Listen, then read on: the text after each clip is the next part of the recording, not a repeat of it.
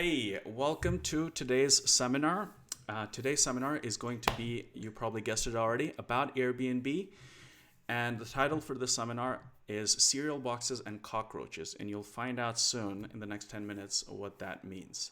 Now, before we start, anyone here can please give me a description of what is Airbnb and what do they do?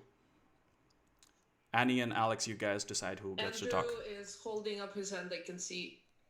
Go ahead, Right. Andrew. So, Airbnb is basically like this thing where, say in Tromso, you have an apartment, and Tromso is like a really popular tourist destination, right?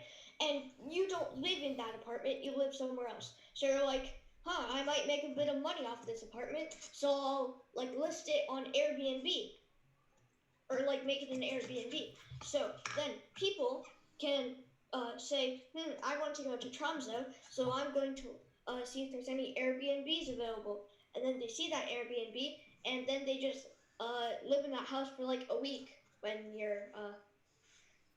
when they're visiting Tromso. Thank you very much, Andrew, for a great pitch for Airbnb. I loved your enthusiasm while you were telling us that.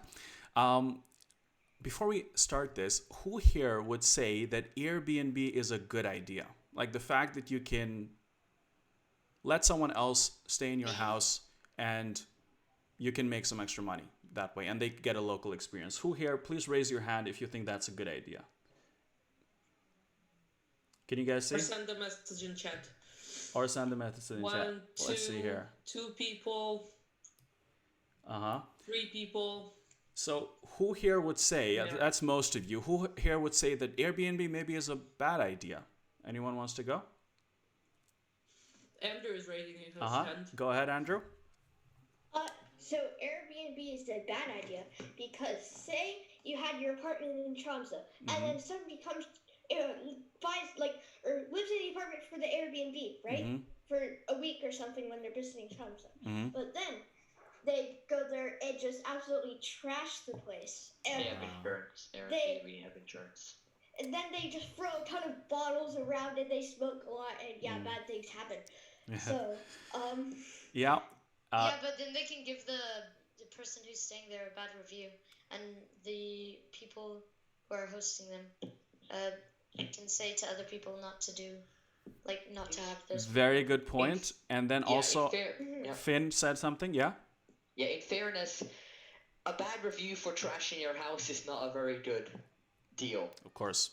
And also you said that they have insurance, right? So that if that happens, you actually get reimbursement and then you get your place fixed up. So you guys know... They contacted us or the guy that was staying there's insurance company. Anyone here has stayed in Airbnb or has rented to someone else their house? I've stayed in one in Tromso. That's a lot of people. All right, so let me tell you guys about how this company started. So let me see if I can get this out. So we're going to have to go back to 2007. Imagine that you have an idea. You're a designer. You're just fresh out of college. And you want to work with your one of your best friends. And you pitch an idea to that person. Well, that is what Joe, this person on the right, had. And he pitched this idea to his friend from college, Brian. And I'll show you exactly the idea because we actually have a screenshot from the email that he sent. This is what he says. This is September 22nd, 2007. Brian, I thought of a way to make a few bucks, turning our place into designer's bed and breakfast, offering young designers who come into town a place to crash during the 4-day event, complete with wireless internet, small desk space, sleeping mat, and breakfast each morning. Ha! And so what he was saying is that there's a designers conference happening just right now. What if we opened our homes and invited people that are coming over? This is a very popular one, the conference, and there are people coming from all over the world. And they actually end up doing that. They put up a website, really just the two of them. They're just designers, so they use something called WordPress to put it up really fast. And they get it out to people. And they actually end up getting 3 guests. And these are all 3 people that were interested in design. That's why they came to the conference and they stayed in their apartment. It was Kat, Amol, and Michael. Kat was a 35-year-old designer. Amol was actually a person from India who came all the way from India to stay there. And then Michael was a father of five kids, father of five, from Ohio. Now, what happened during this time, these 4 days that they were there, is that, first of all, they had a little bit of a hard time making rent that month. They ended up doing that, Brian and Joe.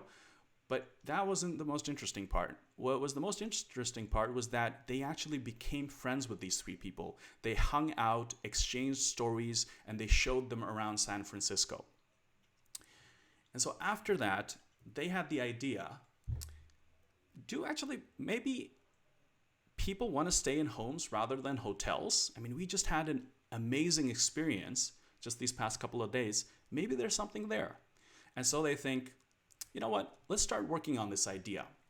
Now, there's a problem. None of them are coders. They're 2 designers. They don't know how to code. So Joe thinks back to, well, you know what? I actually used to stay with this guy who was a coder. I think we can have him help us out. It's a previous roommate of Joe, and he's really good at coding. He got a computer science degree from Harvard. So he joins them, and the 3 of them become a team, and they start working on their idea, Air, Bed, and Breakfast. They work really hard. You know, Nate is a good programmer, so he ends up being able to create a website, to code the website in just 3 weeks. And then they launch the website, and they're really excited about it. And this is the first version of the website. Pretty simple. You can book a place. This is the little search bar here. And then you can look at listings. You can stay in people's homes. Question to you guys. What happened after that? Who wants to guess? What do you guys think? Andrew's raising his hand. And Rayan is raising his hand. Okay, Rian, you go. What do you think happened? And Sydney also. The company blew up. What do you mean by blew up? Like it became really big? Yeah. Uh-huh. Okay. Okay. That's a very good guess. Andrew, do you agree? Yeah, I think it turned into a company called Airbnb. Uh-huh. Sydney? What do you think, Sydney? I was born.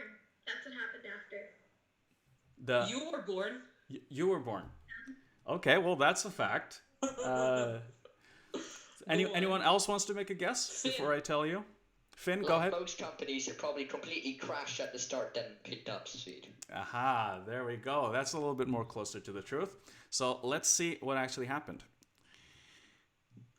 What actually happened was that they had an empty wallet. And what that means is that there was nothing. There were crickets. There was absolutely no one on the website interested in using it. And do you guys think that they gave up right after that then? Yes. Yeah. Yep. Let someone else build Airbnb. We'll just sell that idea to someone else. Obviously not, of course. What they thought, okay, there's still something here. Let's keep working on this. We just need to do something so that, people will see how good this thing is. So they do what a lot of people do in Silicon Valley. They go to investors. So they try to pitch this idea to about 20 investors. Only 15 of them didn't even reply back, probably didn't even read the email, just pressed trash. But 5 of them actually responded and said they were able to pitch. But none of them bought the idea. Not only that, their expression was kind of like this when they heard the idea, because they said exactly what Andrew said in the beginning. So you're saying that I would rent out my place to complete strangers, and you think that that's a good idea? Like, what if they completely trash my place, where there's some illegal activity happening at my place? This is the worst idea that I've ever heard. That's what they actually heard from a lot of these investors. And so they're thinking, oh boy, that's not what we were expecting. And these are kind of smart people, investors, people that made their money doing, important things. They're saying that this is the case. Well, but we still believe in this idea. Maybe these people are wrong. So they just keep building the company. And you know what happens when you're not really making any money, but you're living, which means that you actually have to rent a place and eat, is that you go into debt. And that's exactly what happened. And Brian and Joe, they ended up actually funding the company through credit cards. And so they just... Can you... guys, please mute yourself so that I heard someone's parents in the back there. Thank you. So they started just building the company. Months started going back. They were getting nowhere. They started going into debt. And then they thought, okay, we got to do something. I mean, we've been focusing on this airbed part of the name that we have, but there's also the breakfast part of our name, right? At this point, they're not called Airbnb, they're called airbedandbreakfast.com. So they say, okay, what about breakfast? And at that time, of course, Obama was running for president at that time. It was the peak of his popularity. And so they thought, what if we created an Obama-themed cereal? What would it be called? And they called it Obama O's, the breakfast of change, hope in every bowl. Yes, and what they did was something very clever, was that they tried to call Kellogg's to be able to, make this deal so that they could actually make a lot of these and make some money. They didn't even respond to them. So they said, you know what, let's just make the box. We're designers, we can do it. And we can get some of our artist friends to do this. And then we'll just buy really cheap cereal boxes with really cheap cereal from the store for like $1 each. And we'll just, package it with this.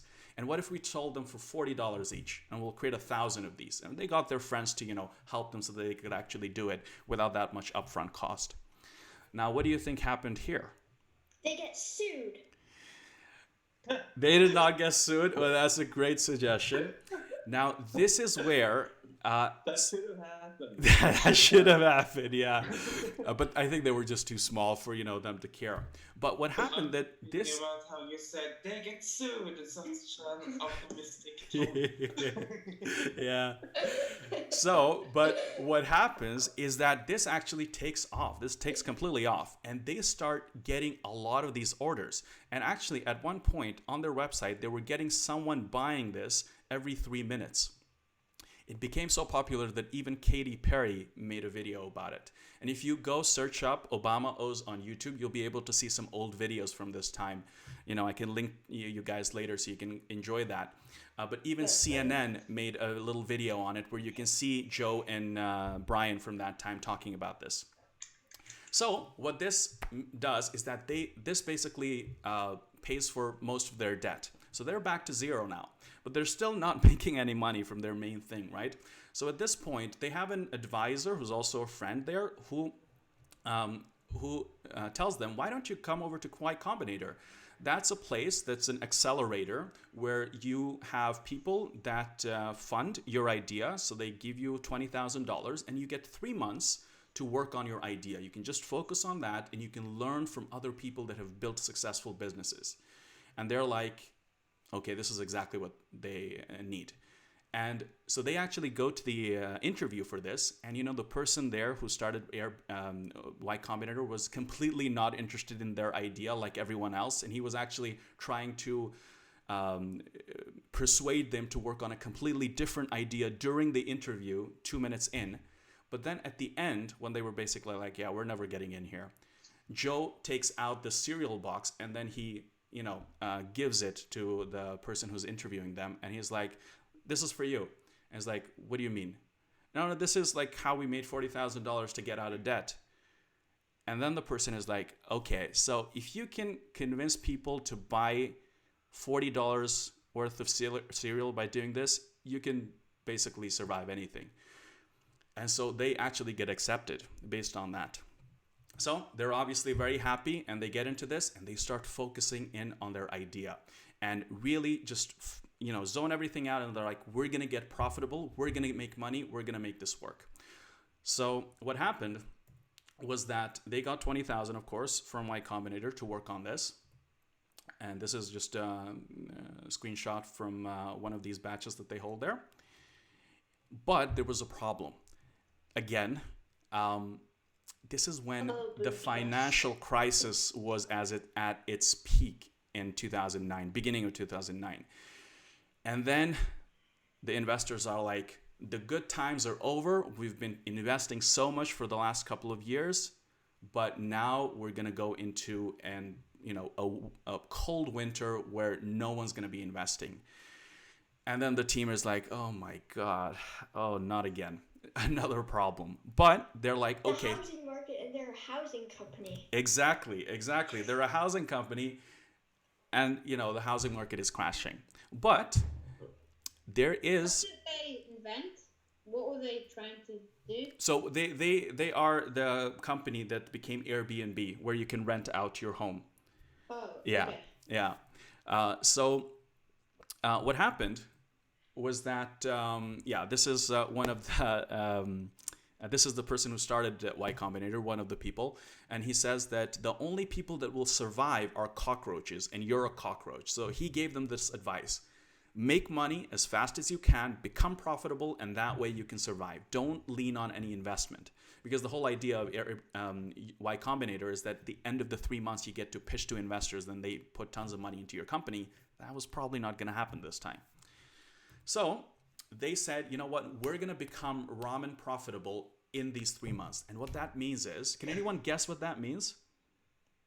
What is ramen Very profitable? Ramen profitable based on this noodles. Very, very That's it, not even quickly. noodles. They made top ramen.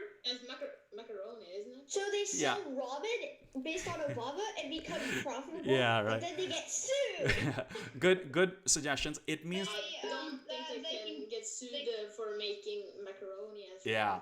So what They ramen? can keep the money for a long time because ramen is like long time Yes, food. exactly. So that means that if you only eat ramen, Ramen is the same as getting sued for making chips, which actually happened in Norway. wow. For real? Really? Chips was trademarked, so we had to call them potato chips. So what it means is that if you only, as Henrik was saying, if you only eat ramen and you only pay rent, you're ramen profitable. So your expenses are really low. So Brian, this is an email where Brian, who's the CEO and co-founder of Airbnb, he's emailing the people at Y Combinator to update them, and he's saying that we've done $734 in fees so far, and if we're going to be at 1,000 a week, we're going to be ramen profitable. And so at this time, they're working so hard at it. They're coming up with new ideas all the time. And some of those ideas are actually working. So at this point, people are actually starting to use their site and they're finally getting to see some growth. Now, after this very hard work and basically struggling for more than a year since they initially started this idea, things start to finally look a little bit positive for them, because at the end of Y Combinator, they do get an investment. So initially they got an investment of $20,000, which is how much in kroners? Like 200,000. 200,000, yeah, if you do like times 10. So how much do you think they got in kroners in investment at the end of Y Combinator? 50 billion kroner. 50 billion, that's a little bit of an unreasonable number, but 500,000. 500,000 kroners, that's a good guess. Another guess from the chat. Many money. Many money. So they actually 600,000? ended up getting 600,000, not kroners, dollars.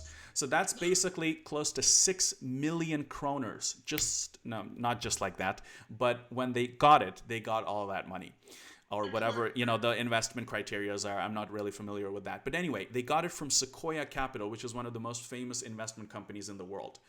And so finally, they're like, oh my God, yes, finally we can actually start, not like living like cockroaches and start hiring people, growing. We're already growing.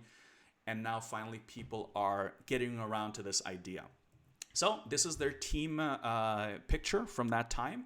A couple of people, everyone just living outside just an apartment or working outside of their apartment. So they lived there and worked there. And so that was the very beginning of the successful days of Airbnb. And after that, they've been one of the fastest growing companies ever. They've had an insane amount of growth after that. And now this is, let's see if I have a picture of that at the end. Do I not have that? Okay, I don't have that for some reason. I don't know what happened here. But I wanted to show you guys a picture of their current offices, which you guys can Google yourself. They look really good, to put it mildly. And there's about 6,000 people that are working there now. And so this is a company that started only 13 years ago. More than 6,000 people work there. And obviously you guys know what they do, which means that they're everywhere in the world. So that was my seminar for the day. Thank you so much for listening. I have one question. Mm-hmm. What becomes to your body if you eat ramen for 2 years? I'm just wondering. Do they turn into noodles? I'm like, ugh. So apparently, Brian Chesky used to be a bodybuilder in his early days. And there's even, I think, some pictures or videos of that. I remember him talking about that in one interview. And he said that while going through this journey of really struggling, he lost 20 pounds. So they were really hungry. This is before the ramen, of course, but I can't imagine that ramen made it a lot better. Yeah, that reminds me of Elon Musk, who used to survive on oranges and hot dogs. Hot dogs and oranges. Yep. In the early days, Yeah. coding during the night, website up during the day, and then oranges and hot dogs. $1 a day. Cheese and alien approves of the hot dog and oranges. He was on a he was on a food budget But of $1 a day. Vitamins, proteins, and carbs. I mean, I get it. Yeah, it's all there. Yeah. Hot dogs and oranges. Efficient. Like if you look at a picture of a food plate, you know, like there's two major food groups: hot dogs and oranges. Yeah, exactly. Yeah. Yeah, so that's, I think I'm going to stop the recording there.